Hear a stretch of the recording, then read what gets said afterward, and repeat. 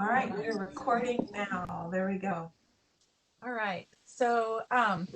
Thank you everybody for being on the call and doing the tech check with us today.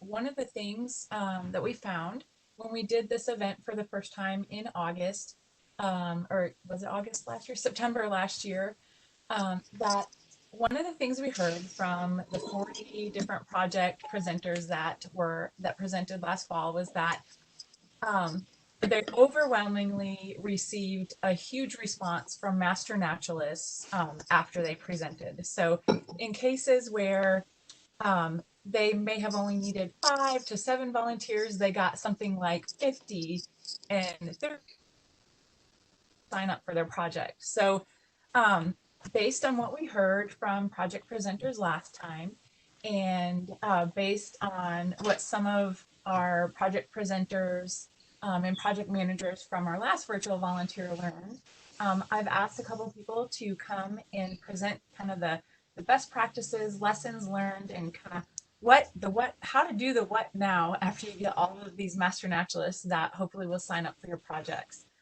And those two people joining us today are Louisa Torrance and Lindsay Pannell. Coincidentally, both of these ladies work for Texas Parks and Wildlife. Lindsay is at it's Caprock, Paladuro. Palo Duro, Palo Duro Canyon State Park. She's an interpreter there. And Louisa manages our distance learning for the Texas Parks and Wildlife Department and is just another person with great resources and expertise to bring to you today. Both of them have been in the trenches with working with master naturalists in virtual and distance projects now over the past 5 to 6 months.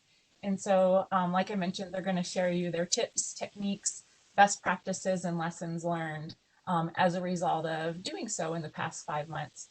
One of the things I wanted to kick off with first, though, is just I know many of you have already worked with master naturalists previously and in the past, but to get a better product and create the best project and experience for not only the project that you have and how you work with master naturalists, but the end result as well is we wanted to give you a little bit about who our volunteers are so that a little bit more about their expectations and their mentality and characteristics going into the program. So our volunteers are what we would say are the personification of naturalists or historical naturalists.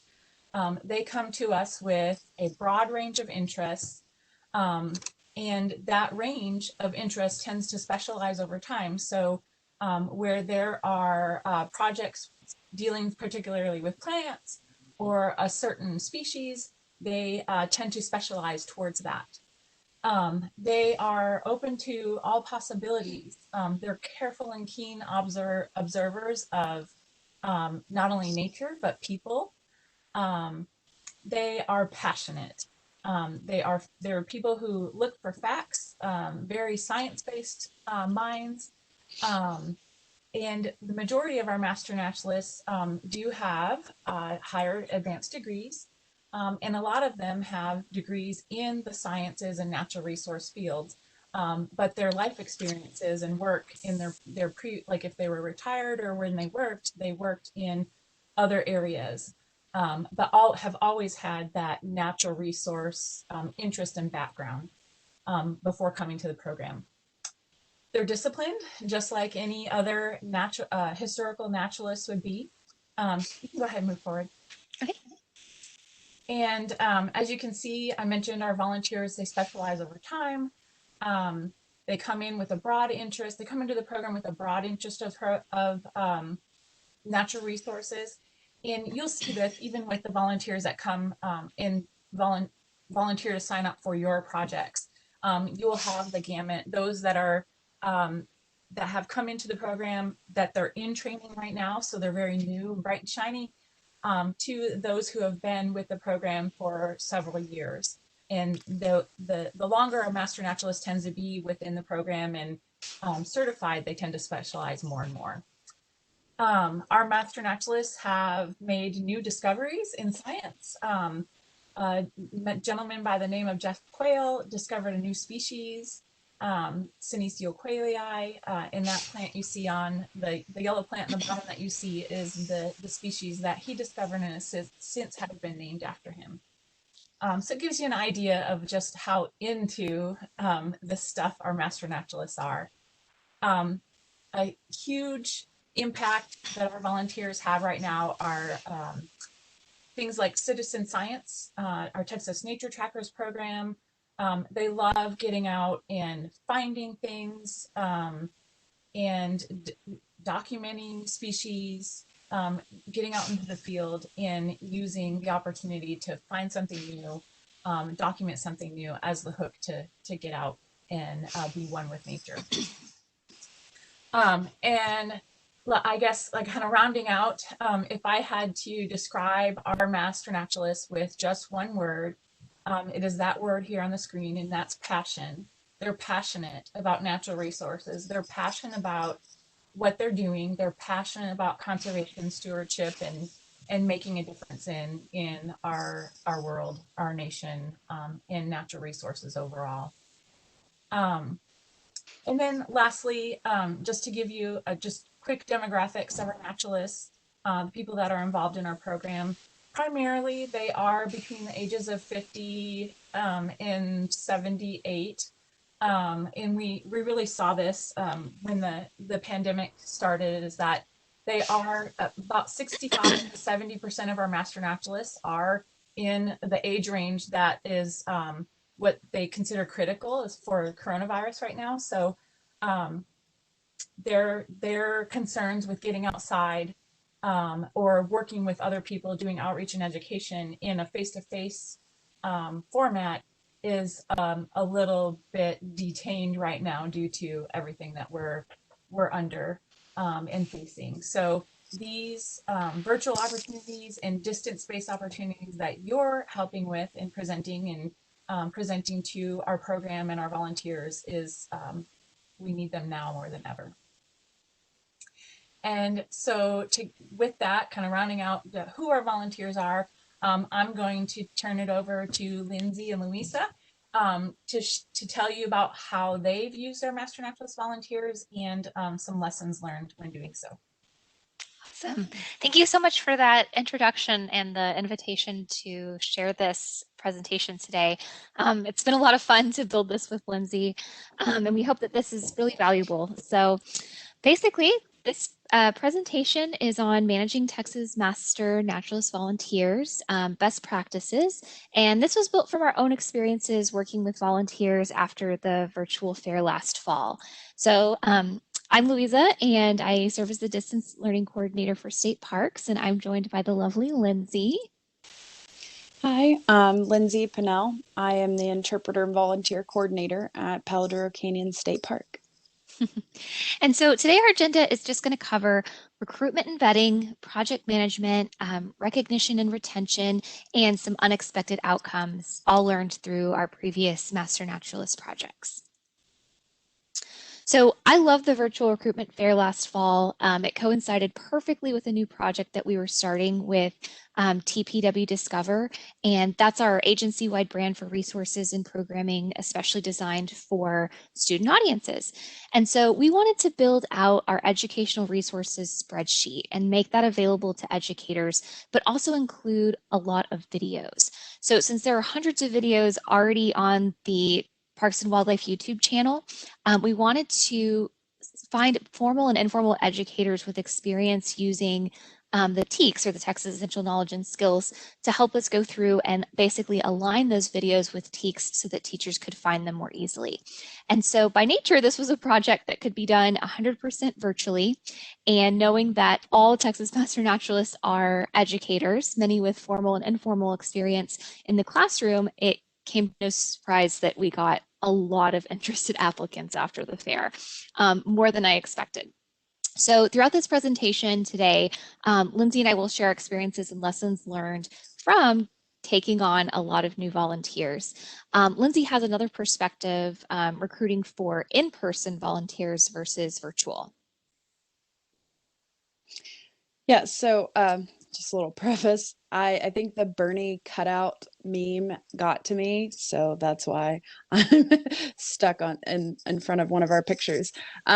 So I'm the interpreter and the volunteer coordinator, and I don't volunteer coordinate as my full-time job. It's one of the technically 5% duties as assigned, but it usually takes between I don't know, 25 to 50% of my work week, which means I don't often have the time to do as meticulous of a job as you'll see that Louisa has done. It's truly amazing. Hashtag goals.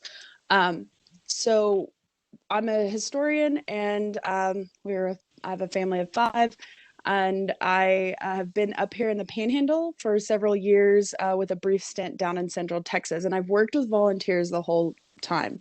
I'm usually in person. I don't have a lot of virtual interaction, which I'm hoping to change.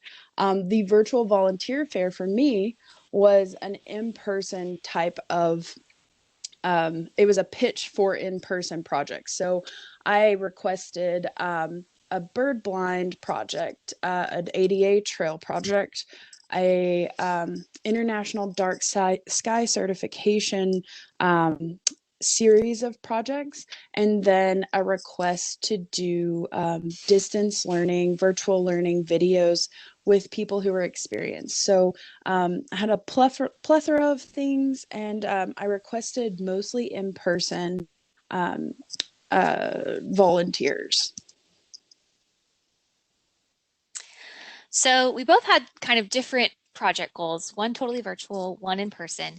And so we had our ideas. Where do we start? So first of all, we needed to create the presentations. I found that using the template was extremely helpful. The one that was attached to the email from Mary and Michelle. I followed this outline to connect my project to the mission of Master Naturalists and make sure that I addressed all the information that volunteers would need. In terms of aesthetics and tone of the slides, Lindsay has some really good advice. Yes, so I use this is one of our pictures that a volunteer submitted for our photo contest. Isn't she cute? So my biggest thing is kiss, sweetheart.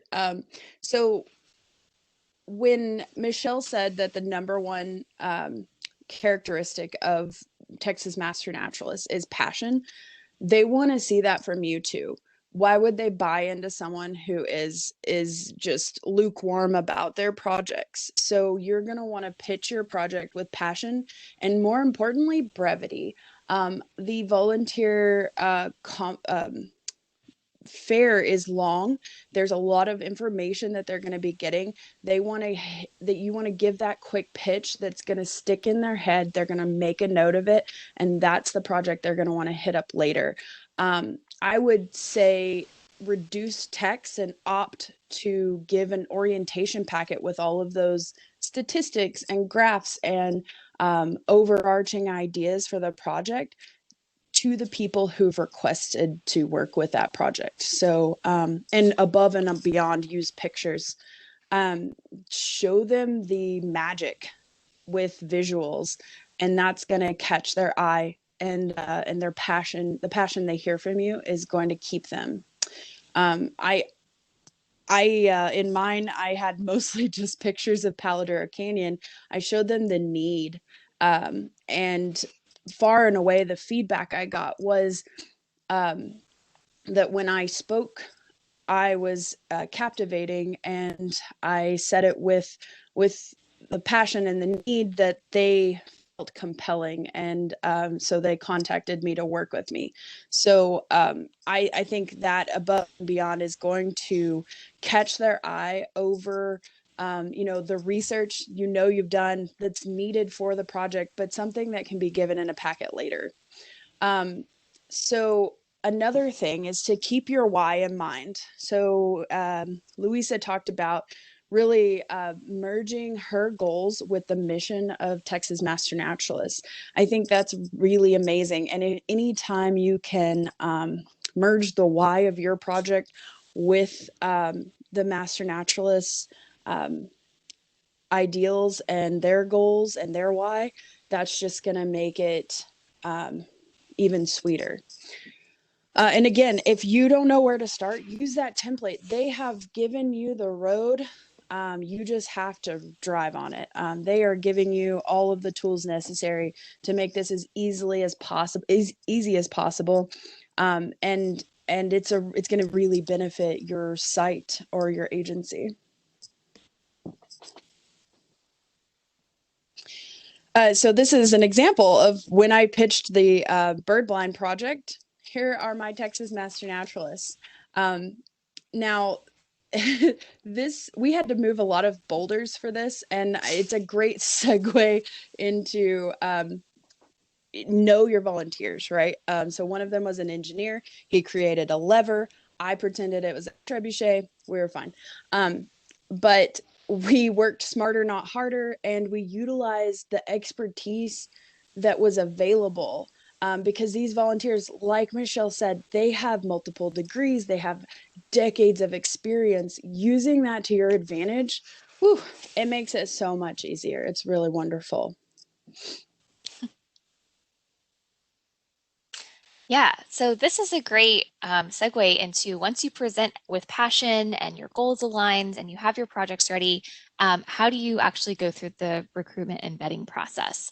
So because the recruiting fair is an open call for applicants and because we received so many responses, it was really important to actually then further vet the candidates. So what I did was collected the emails from the original interest list and then sent all of those applicants a thank you and an acknowledgement email that included a link to a survey that I had created to allow me to see which volunteers most closely matched my project goals.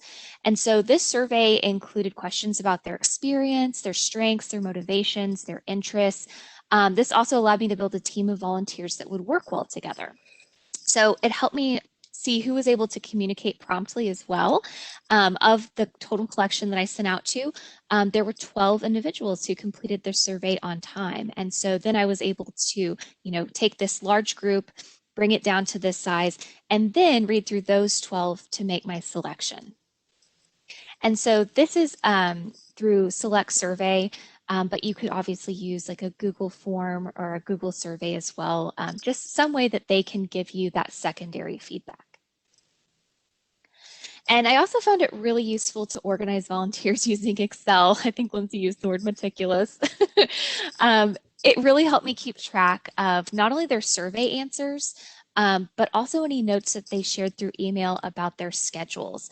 So I added in columns also to keep track of our communication, like dates of when I email out check-ins or information so that I know, okay, so, December 12th was the last time that I sent out an update. Okay, it's time for me to send another one. So Lindsay also has another way of organizing her volunteers. So as I mentioned, for those of you who work with volunteers and it's not your full-time job, this might feel a little overwhelming. I mean, it's definitely goals, and I absolutely want to integrate this into my system. But for like if you're overwhelmed or you're feeling super busy, an easy way to keep track of everything is to just make folders in your Outlook box or your email box. I have folders by volunteer type, project type, and some that I work really closely with that they have their own folder under their own name. This is going to save you so much time, even with a search function in your computer. If all of your emails are in volunteers, and you're still going to be slogging through hundreds of emails potentially. And so if you just separate that, do a little front end work, it's going to save so much time, and you can keep it in mind and like refresh with those email conversations before you have to go into a discussion or before you want to meet them or etc. So that's one way. For me, vetting is really important. I call it the park ecology, and I jealously guard that.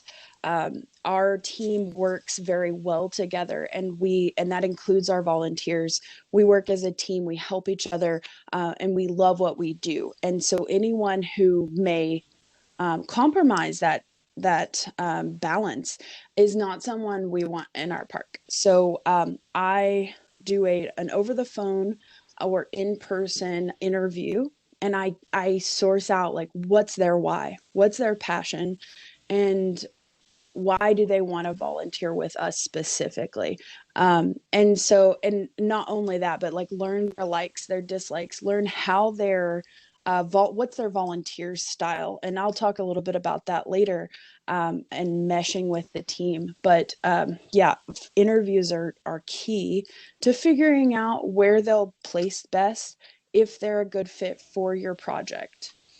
And then as far as those volunteer, like what they answer in quizzes, or not quizzes, surveys, or in your interviews, who might work well together, who could take a leadership role. One of the best things I learned in a recent volunteer management training is delegating leadership roles, and master naturalists are excellent at this because of their experience, because they're proven dedicated volunteers. Just to become a master naturalist, you have to be dedicated. It's not something you can do halfway. And so you can already rely on these people to be in a leadership role, and to be forthright and honest, and passionate about the job. So yeah, those are a little bit of my recruitment and vetting, I guess, approaches. So once you have your set of volunteers that works well as a team, that is going to work at your site, it's going to be the best fit for your project, then it's important to really think about your project management. So what's really important is to establish your project goals, your specific assignments, and your timelines in advance. So in the project that I was pitching, all of the Teach to Learn videos needed to be added to our educational resources spreadsheet on the agency website that's updated monthly for educators. So I wanted to make sure that there were new videos listed each month, and that was really my timeline. Each month, let's have a certain amount of videos uploaded. Another project that developed after getting to know my volunteers was to update activities with new TEKs. So for example, the Keep Texas Wild magazine publications that were created 10 years ago needed to be updated. And so that project had a longer timeline, and we'd like to get those ready before the next school year. So I had my projects and the timelines. And because it was virtual, I really needed to have a collaborative space that would update in real time for volunteers. And Google Sheets was perfect for this. I basically created a space that all of the volunteers who were working on this project could access, see each other's updates, in real time. And this saved me from having to assign specific YouTube links, email those out to individuals, wait for them to email me back their documents. Everything was here, and this spreadsheet can be easily copied over to the educational resources spreadsheet. And so it was really important to have this volunteer output process thoughtfully designed in advance. Now, I will say, because I'm working with former educators, I have had some feedback about how to make this sheet even better, and we'll talk about that with unexpected outcomes. So this was also an evolving document, but was really nice for the way I wanted to make sure that everybody could see things in real time. Okay, so for like in-person projects, again, I am stealing most of Louisa's approaches because they're just so amazing. I definitely have so if you're doing an in-person project, you need to have a specific date and time carved out in your schedule before you even present to the virtual fair.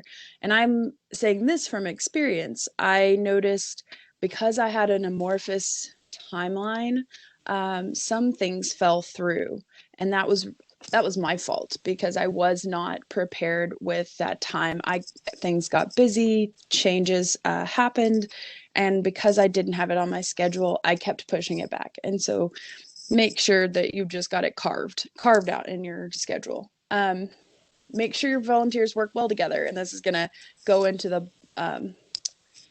your team as well. So many of your agencies, I know TPWD has like a personality workplace assessment, and ours is called DISC.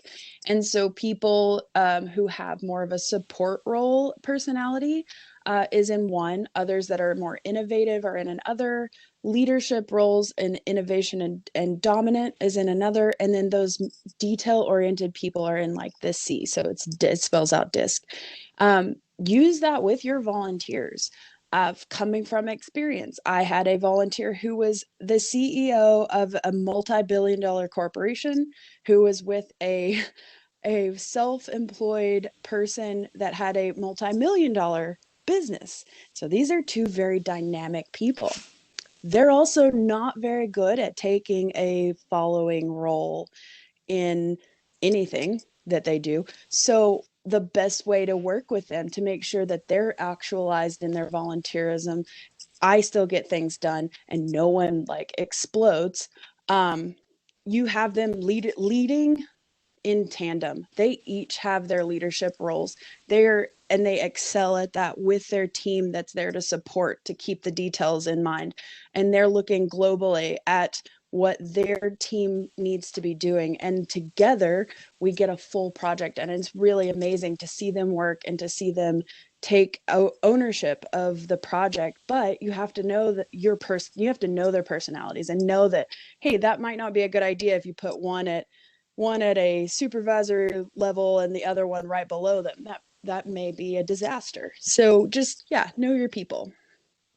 And then finally, and then again, this goes with having a date and time carved out before you present to the volunteer conference or the volunteer fair. You're going to want to talk to your team. Make sure that any team leads or staff that are involved, they know about what your goals are. They know and how that might affect them or their work time, etc. When you get your team together, your volunteer team, you need to talk to those people that are going to be affected and make sure that, hey, the tools and the PPE are provided and they're good to go. Any overnight accommodations that need to be made are made. And then keep an open line of communication. So for example, when I had 2 people assessing our lights for overnight over the course of several days and nights, they were checking the lights to see if any qualified for dark sky lighting. They had to stay in an overnight accommodation. They were out in the middle of the night running around, so Ellie needed to know. They were in places that were restricted to regular public, so all of our team needed to be aware of these people and what they were doing. That took really easy communication through email and just some discussions. And so that will smooth over a lot of potential pitfalls if people are just made aware and clued in. And I wanted to mention that when Lindsay says things like things changed at the park and schedules change, she means things like baby longhorns are being delivered to the park that morning. So we never got them, but yes, they're coming. They're still coming. Someone got a hurt hoof, but yeah. So we understand that schedule changings mean a lot of different things to a lot of different people. All right, so once you've got your applicants vetted, you have your projects in place, you've got your management systems, what's next? So training and onboarding are some of my favorite aspects of working with volunteers. Once I had my group, I sent out a Google survey to see what times they were able to meet for our onboarding, and this was going to be completely virtual through Zoom. I selected times in the morning, afternoons, and evenings to respect their schedules because we do have, full-time schedules, caretakers. Just giving a variety of times that aren't just necessarily during our work hours is important.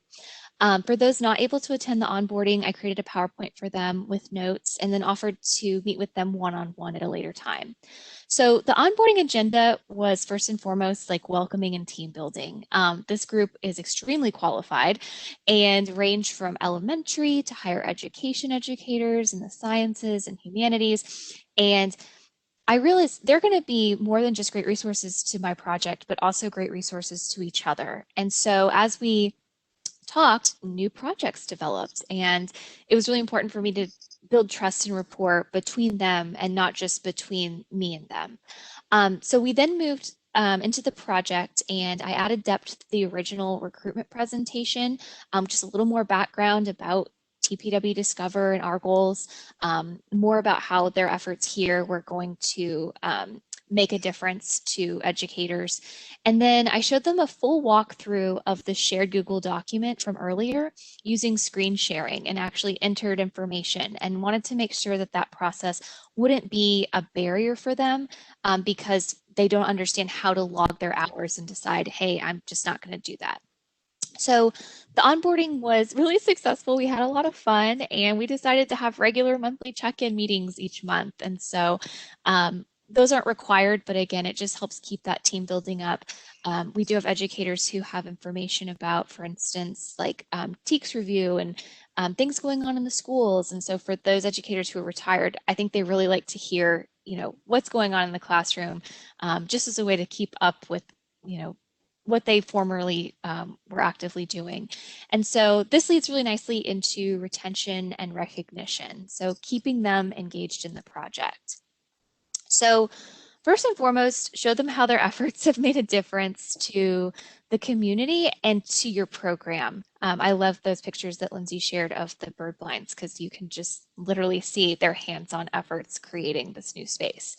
So volunteers are providing their talents, they're providing their time, and the reason why they're doing this is because they want to have an impact. And so what's great is I can already show them the educational resources spreadsheet and how many new videos are now coded for educators to find and watch in their classrooms. And so how would this look for a state park? So this is, these aren't master naturalists. They're actually the Army Reserves who volunteer with us a couple of times a year as their community outreach projects.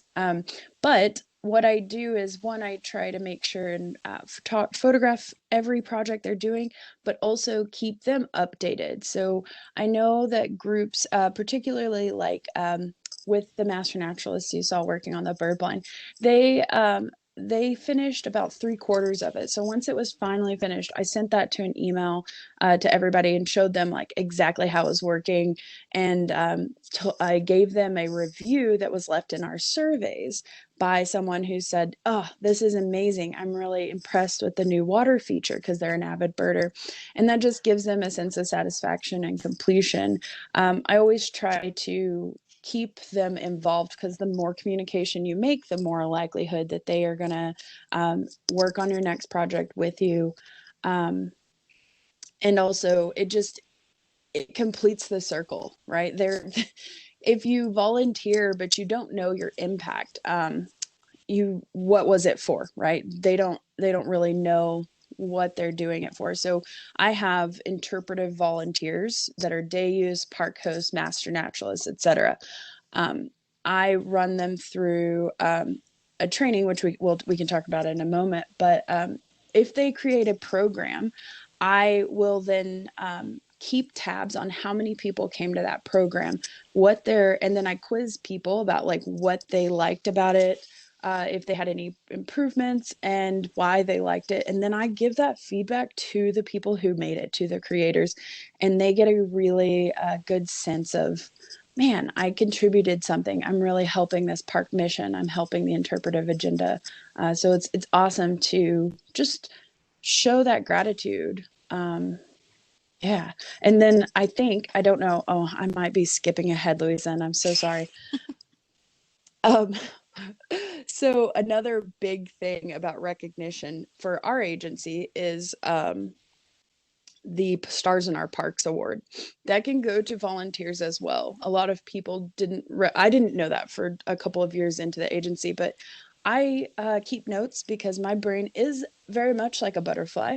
And I will forget everything after I look away. So I keep diligent notes about stuff and make sure that when the stars in our parks come around, I take those stars, those real ones that have shined throughout the year in their volunteer services, and I put them up to receive a Stars in Our Parks award.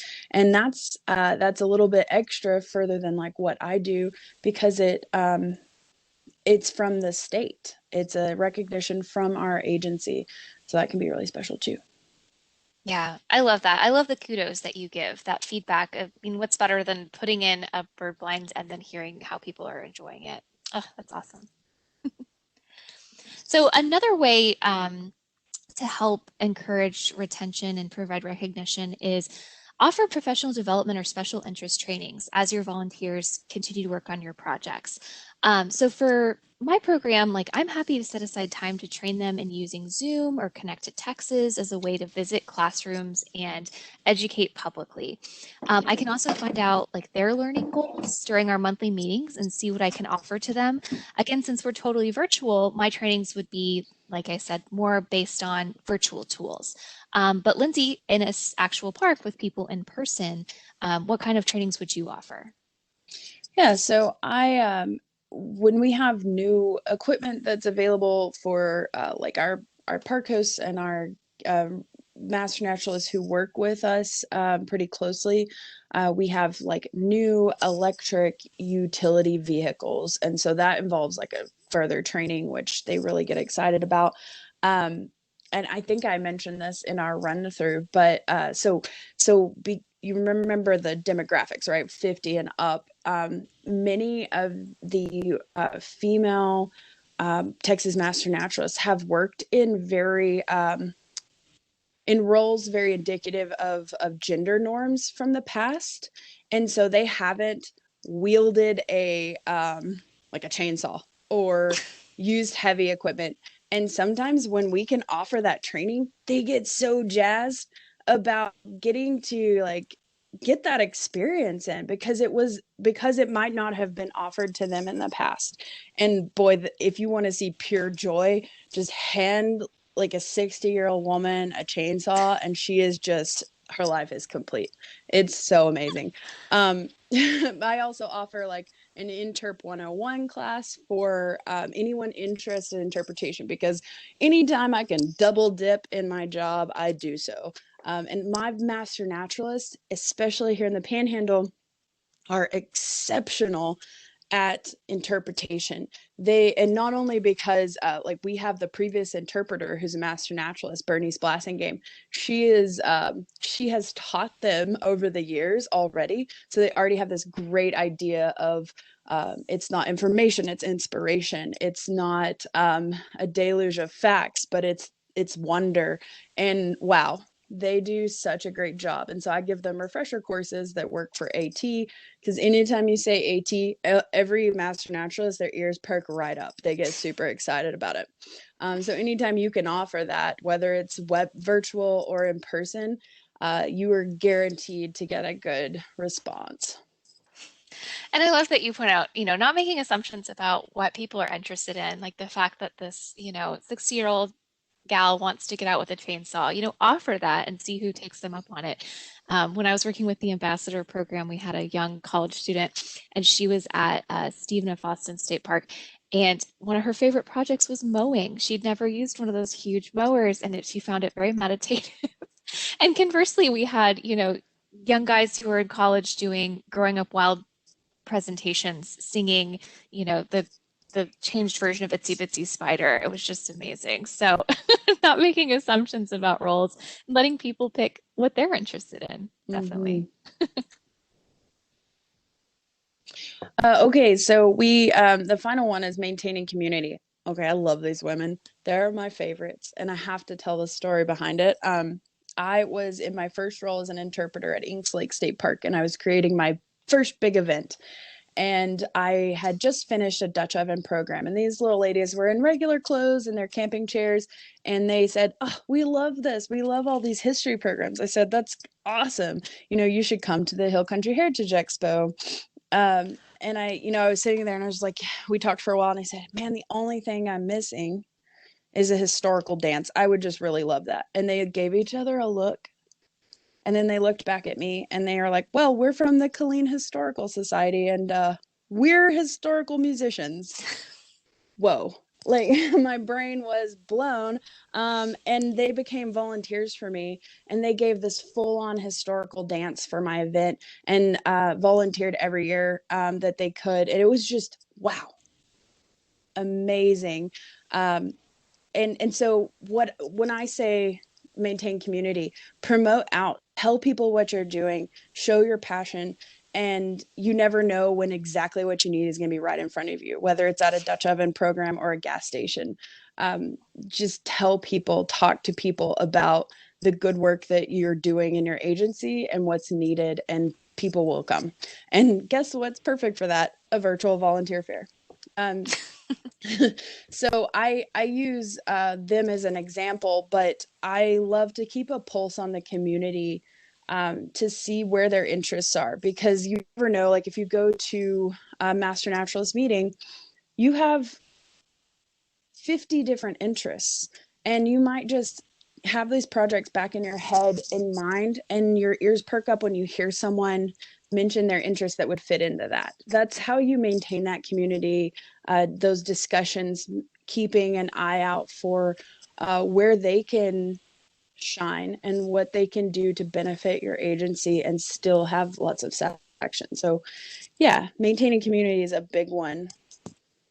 And I completely agree. I think that you have a really great like grassroots approach of these two women had a wonderful experience and they're going to share that with their historical society. And I saw someone commented that this is just the best picture. I completely agree. Look at that joy. Aren't they happy? It just makes me want to go, dance to their instruments. And I agree, maintaining community is so essential. And people sometimes forget that community is a form of recognition beyond swag. It's just as important, if not more. And it doesn't just mean community between like you and your master naturalists or volunteers, but also between each other. And, take the time to write down little notes about any interests or likes that they share. I mean, if somebody writes down, or if somebody shares, a family member or a name or the names of their pets, write that down and ask about them the next time you check in, because that just builds that extra bit of community. And of course, pet owners love to talk with each other. And so the more you ask about pets, I feel like the closer people get. And so another thing that you can do is write thank you letters the right way. And so I will say that this picture, I wish I knew who Miss Trapani was. She got a nice note that says, "Thank you for visiting my school. I like the picture you drew. My favorite book of yours is the Itsy Bitsy Spider. Everybody sang the song all together and I was so happy. Love, Hugo Ramirez." And so I put that on there and wanted to ask Lindsay to share out. She's a thank you writing expert, and to share out her wisdom. Yeah, so I'm so glad that Louisa found this letter, because it's perfect. It embodies exactly what a thoughtful letter is. One, it's handwritten, and that's a big one in today's day and age, where you can just shoot out an email saying, "Hey, thanks, you're awesome." Taking the time to write it, I mean, that's great too. Don't get me wrong; they're gonna love it, but what's really gonna hit them in the feels is going to be a letter written by you, and that's specific. So let's look at this letter for a second. So one, handwritten, that's awesome. He automatically thanks her for her service, which she did. He compliments what he particularly liked, which is a picture she drew, and then talks about his passion. His favorite book is the Itsy Bitsy Spider that she wrote, and then talked about what they as a collective did together. So they all sang it together, and he was so happy about it. And then he finishes off. This is a perfect way to write someone. You're going to talk specifically about what their service was, thank them, and share your passion with them. It connects in 3 different ways that's really special. I like to I was telling Louisa earlier that I like to find a tea, like a tea that you drink, that embodies a person and their spirit, And so like I had a volunteer who was very saucy. She was just spicy as can be. She had so much personality, and she had a little bit of bite to her, which was endearing to me because that's basically all the women in my family. And so I wrote her a letter and I sent an extra spicy chai tea packet in the thing because it had been a joke between us. So like make sure they one have the humor for it, and two, that you've made some sort of connection. But I like to do that with my volunteers because it's just a little something extra special. Oh, that's amazing. And so finally, like if your volunteer budget allows, you can purchase recognition items not to exceed $50 for each volunteer under our current policy to recognize special achievement and outstanding service. So I put this picture of a pine tree candle up. One of my volunteers said that pine was her favorite smell, and so I'm keeping that in my brain for later because I'd love to mail her this little token that's personalized to thank her for her contributions. Oh, And so, and yeah, sorry about that, Louisa. I was just like, okay, y'all come back now. um, so the very last one that we wanted to make sure and mention is I think this is a strategy that has worked for me when I've waited tables, when I have been in an interpretive program, and it works great here. So you are going to want to mention the next project before they finished with that project. So, for example, when everybody finished with the bird blind and they decided to break for lunch, I went with them. I listened to their satisfaction and their ideas, and they're all jazzed up and pumped. And I said, well, one, I thanked them for their service, the effect they're going to have on our guests, on the resources. And then I said, with your expertise, if you're interested, we're also hoping to build an ADA blind to an ADA trail to that bird blind. So not only will you have you'll increase your impact on our guests and make it accessible to more people, and that got them very interested, very excited to work on that next project. So whether or not it's halfway through a meal and you mention a dessert, whether or not it's right at the end of a program and you take somebody's question and turn it into another program they should come visit, or if it's when you're talking about projects and they've just finished, pitch another one, and they're going to want to keep that up. The fellowship that they've experienced, the satisfaction in a hard day's work, and the visible effects that they're having on a park or a place or a project is going to make them sign up for more. absolutely. And I love that you also talk about, new projects can kind of come up, like the trail to the bird blinds. That's a secondary project that directly links to it. And I found with talking with the volunteers through this TPW Discover project, they have so much experience. One had just attended a Master Naturalist conference where she'd learned about how to create ebooks. And she said, could we maybe turn some of these PDFs that we have already built into ebooks? And I thought, what a great idea. What's the process? She linked me with the person who gave the presentation, and we're already starting down that path.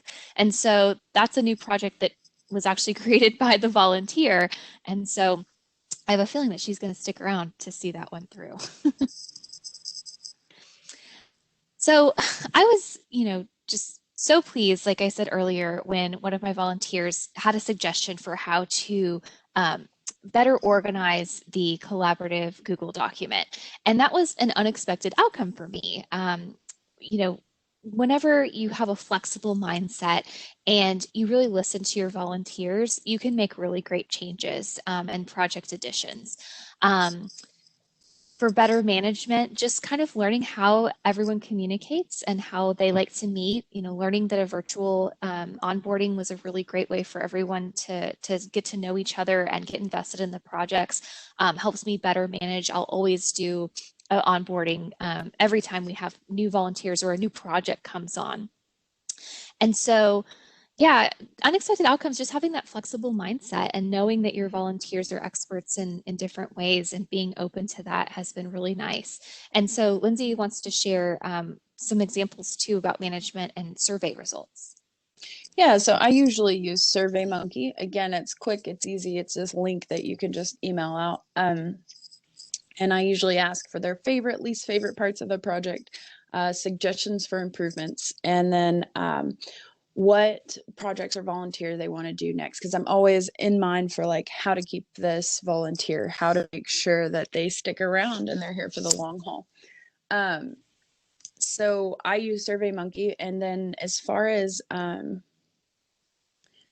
I'm always looking to improve the because I don't do this full time. It takes a village to work with volunteers, and I'm always trying to make the connections and get our team leads and other staff really involved in volunteer work, because that's just going to make sure that the volunteer management on my part doesn't just fall away because I've failed to diligently keep up with it. And particularly for me, um, that is vital. So I make sure that like my assistant superintendent, Jeff Davis, is cognizant of the projects I'm doing and will help when it's applicable. The lead ranger has his projects that he wants to utilize master naturalists for. One example of that is having the bathrooms have little examples of our native plants and using volunteers for that. So the biggest unexpected outcome for me was connecting those team leads and with volunteers that have expertise, those Texas Master Naturalists that can take leadership roles, and forming like a side community, like a lateral community through that. And so that's been a really a pleasure to view and see, and to see that grow. It also helps make sure that the burden's not on one shoulder to make sure this community survives and thrives. Awesome. And so with that, that's our presentation in a nutshell. So we've been over, successful ways to take on Master Naturalist volunteers to the career fair, create your pitch, vet that initial wave of interested applicants, and make final selections, how to onboard and keep your project organized, and keep volunteers engaged in the project that they're currently working on and for the future. And finally, we were flexible and receptive to the needs of our volunteers, did surveys to get feedback, connected with our colleagues, and that really creates a win-win environment. So at this point, we'd love to hear any questions, or if you have examples of your own successes in those areas that you'd like to share, please feel free to. There are two comments in the chat, folks saying, so very helpful, very helpful. Thank you both ladies for sharing your information with us. Awesome. And we are recording this, and we'll share the recording and I believe the slides as well with everybody. I'll find a place to post those online and share that link with everybody afterwards. Great. Well, thank you so much for, again, inviting us to do this. It was a lot of fun to make. I learned a lot from Lindsay, and I think that this next fair is just going to be awesome. So thank you. Thank you for being a part of it. And those of you who this is your first time, will be your first time presenting in the Spring 21 Virtual Volunteer Fair. We hope that maybe this presentation and the experience and lessons learned from Louisa and Lindsay can help set you off on the right foot and get up and running quickly with working with Master Naturalist volunteers. So thank you both for sharing your lessons learned and pro tips from 5 to 6 months in the trenches. So thank you again. Thank you for inviting us. It was great. I had a blast. Yeah.